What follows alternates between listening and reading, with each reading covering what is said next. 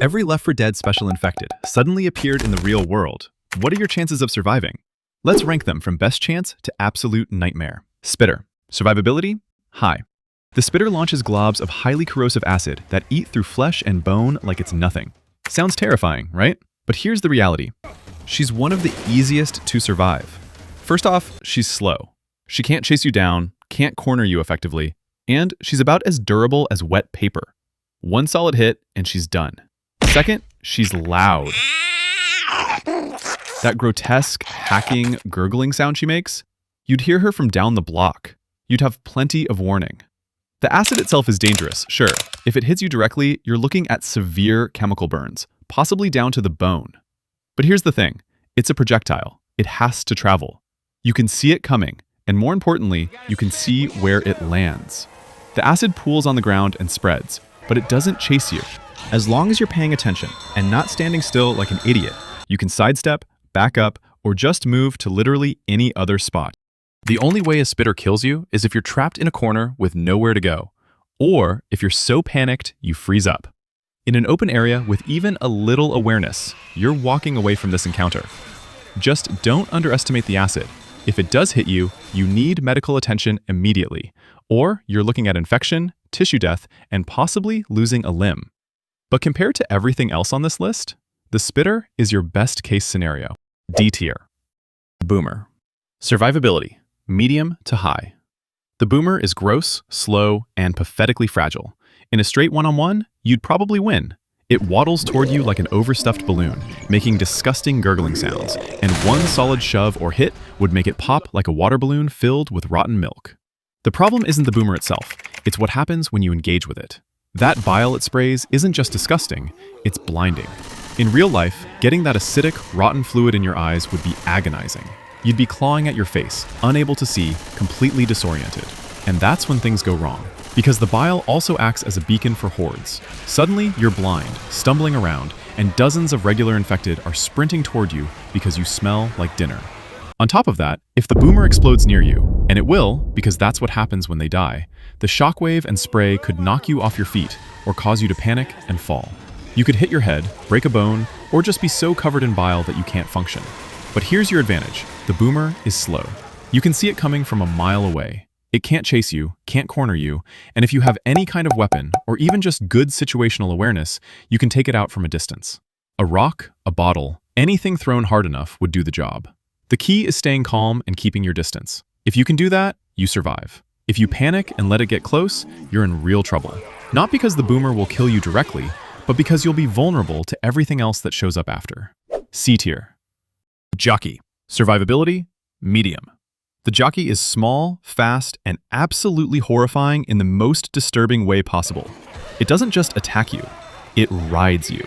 It leaps onto your back, wraps its legs around you, and digs its claws into your face and head while literally steering you like a remote control car.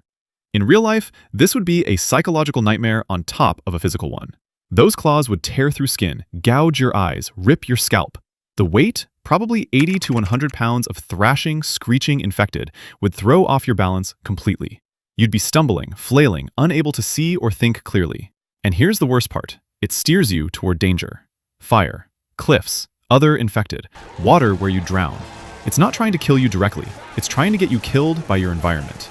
If you're near any kind of hazard, you're done. The panic alone could cause a heart attack or make you pass out.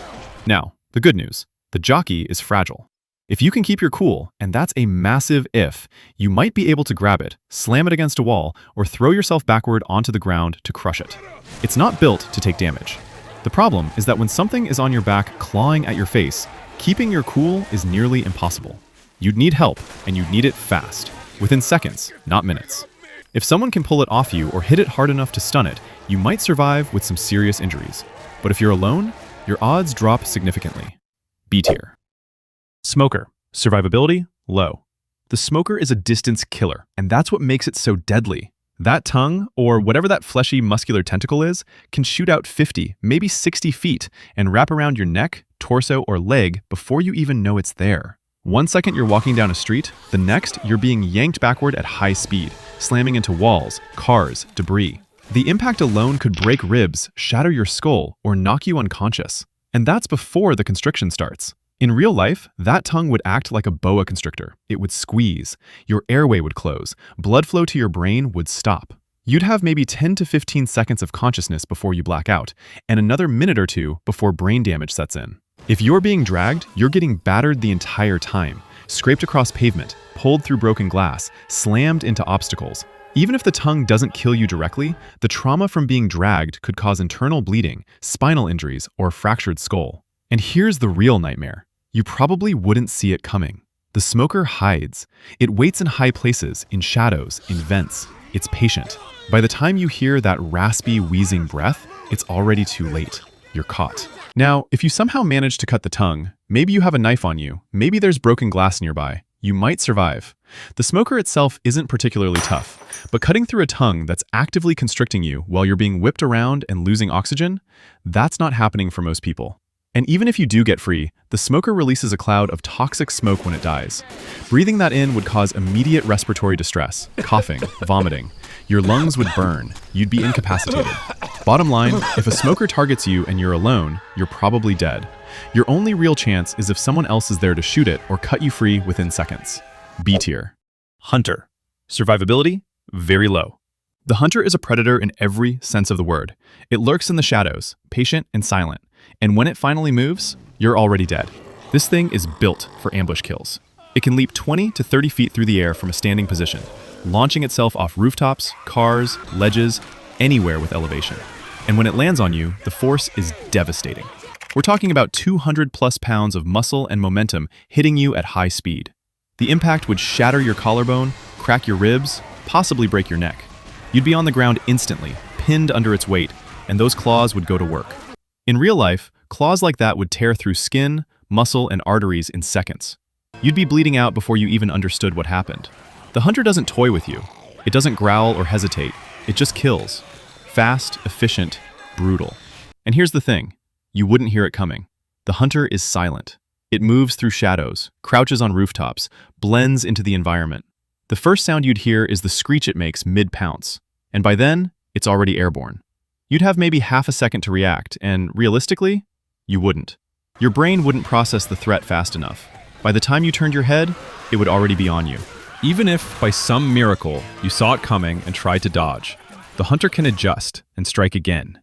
It's agile, coordinated, and relentless. If it misses the first time, it'll leap again, and again, until it connects. The only way you survive a hunter encounter is if someone else kills it within the first few seconds after it pounces. If you're alone, you're dead, no question. The injuries from the initial impact and the clawing would be so severe that even if you somehow fought it off, which you wouldn't, you'd bleed out or go into shock within minutes. This is one of the worst things you could run into. A tier. Charger. Survivability, very low. Picture getting hit by a speeding truck, then having that same truck repeatedly slam you into the pavement. That's the Charger. One arm is massively overdeveloped, like a tree trunk made of muscle and rage, and the other is small and withered. It sprints at you at full speed, easily 20 to 25 miles per hour, and if that arm connects, you're done. The impact alone would be like getting hit by a car. Ribs would shatter, your sternum could cave in, internal organs would rupture. If you're slammed into a wall, your spine could snap, your skull could crack like an eggshell, and that's just the first hit. Once the Charger grabs you, it doesn't stop. It pounds you into the ground over and over and over. Each hit is 300 to 400 pounds of force, concentrated into one brutal smash. Your body wouldn't hold up. Bones would break. Joints would dislocate. You'd be unconscious within seconds, dead within a minute. In real life, even if you somehow survived the initial charge, the repeated blunt force trauma would cause catastrophic internal bleeding. In an open space, you might be able to dodge if you see it coming and react perfectly. But in tight corridors, stairwells, or cluttered streets, forget it. You're not fast enough. You're not strong enough. And even if you dodge once, it can turn around and charge again. You'd need a weapon, something that could stop its momentum or cripple it. And you'd need to use it perfectly on the first try. For a regular civilian with no combat training, the odds of that happening are close to zero. If a Charger locks onto you, start making peace with whatever you believe in, because you're not walking away. A tier. Witch. Survivability. Well, it depends. The witch is the most unique infected on this list because your survival isn't determined by strength, speed, or luck. It's determined by one simple scenario. Do you startle her or not? She doesn't hunt, she doesn't patrol. She just sits there in one spot, crying softly to herself, completely stationary. At first glance, she almost seems harmless, sad even. And here's the thing, if you hear her cry, simply turn around and go the other way. Your survivability skyrockets to 100%. You hear sobbing in the distance? Find another route. Take the long way, climb out a window, whatever it takes, just don't go near her. It's that simple. And if making women ignore you is some of your talents, congratulations, I guess? That is suddenly your greatest survival skill. Keep that same energy and you'll be fine. But here's where it gets terrifying. Maybe you do not have another route. The moment you disturb her, she goes from zero to murder in a literal instant. And when the witch attacks, she's also surprisingly fast. We're talking Olympic sprinter levels of speed, except she's also swinging claws that are basically knives. In the game, she one-hit kills you. In real life, same outcome. Those claws go straight through your chest cavity. Punctured lungs, severed arteries, shredded heart, dead before you hit the ground. The attack is so fast and so violent that you wouldn't have time to raise your arms, turn away, or even scream. One moment you're breathing, the next you're not. The scariest part is that avoiding her requires perfect awareness. You have to spot her first, and in dark, chaotic environments, that's not guaranteed. Then you have to move slowly, quietly, and keep your distance. No sudden movements, no light, no sound. But here's the problem. In a real survival situation, you're stressed. Your heart is pounding. Your breathing is heavy. You might stumble, knock something over, or panic and shine a light in the wrong direction. And that's it. She's up. She's running. You are dead. A tier. Tank. Survivability, 0. There's no sugarcoating this. If a tank shows up and you're a regular person with no weapons, no backup, and no escape route, you are going to die. This isn't a fight. This isn't even a chase. It's an execution. The tank is 8 to 10 feet tall, probably weighing 600 to 800 pounds of pure muscle and rage. It punches through concrete walls like they're drywall. It flips cars with one hand. It tears chunks of pavement out of the ground and throws them like baseballs. In real life, one punch from a tank would pulverize your entire torso. Your ribcage would collapse inward. Your spine would snap. Your organs would rupture. You'd be dead before your body even registered the pain. And that's if it punches you. If it grabs you, it could literally rip you in half, or throw you 50 feet into a wall, or stomp on you until there's nothing left but a stain. The tank doesn't tire, it doesn't slow down, it doesn't stop. It just keeps coming, destroying everything in its path. And you are absolutely, unquestionably in that path.